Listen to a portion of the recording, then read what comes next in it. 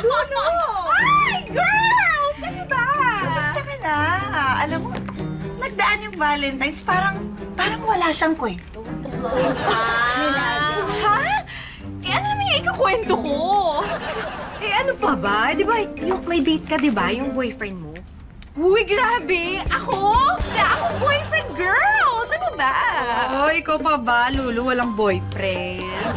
Di ba, nagkukwento ka sa amin na ang dami mong boyfriends, tapos hindi ka nawawala ng date. Yeah. Oo, tsaka ano, sabi niya parang dami daw nagre-regalo sa kanya. Sana all. Girls, alam nyo guys, and girls, nagbago na ako. Wala na yun. What do you mean? Nagbago ka na. Yung mga kinakwento ko sa inyo before, lahat ng mga experiences ko, wala na yun. Talaga ba? Yes. Basta ngayon, girls, wala na akong boyfriend at wala ring manliligaw. Nagbago na si Lulu. Yeah! Eh, baka lang na-realize mo na baka delulu talaga yung mga kinikwento mo, kaya ganun. Ano ba? Tube lang. Okay, hindi talaga eh. Whatever. Basta ngayon, single ako, no boyfriend at walang maliligaw. Okay? Maka, sumamin din oh. Nagbago na talaga si Lulu. Delulu. Okay. Ciao! Ciao, girls! See you later. See you!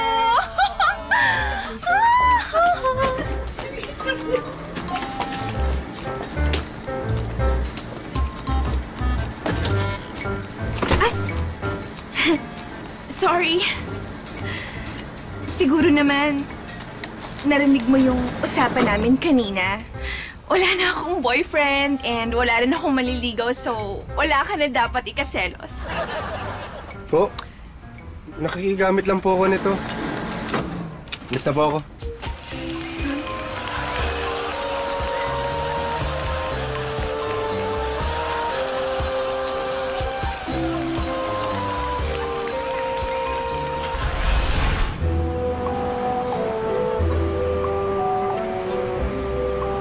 Oh, bakit mukhang malungkot kayong lahat? Wala eh. Sasara na yung paborito namin kainan dito sa Quezon Avenue. Tagal nun. Tagal na natin kumakain doon. Tapos ngayon magsasara na.